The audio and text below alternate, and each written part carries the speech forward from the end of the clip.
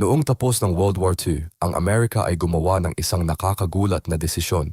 Kinuha nila ang mahigit 1,600 Nazi scientists, mga taong gumamit ng mga alipin para gumawa ng mga rocket. Si Wernher von Braun ang pinakasikat sa kanila. Siya ang gumawa ng mga V2 rocket gamit ang mga concentration camp prisoners. Pero hindi sila naging mga bilanggo. Binigyan sila ng bagong pangalan, bagong buhay, bagong identity. Pinauwi sa Amerika at ginawa silang mga boss ng space program.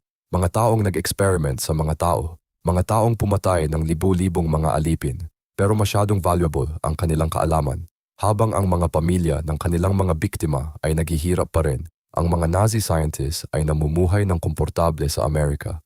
Walang hustisya, walang parusa. Ang Operation Paperclip ay naging classified ng maraming dekada.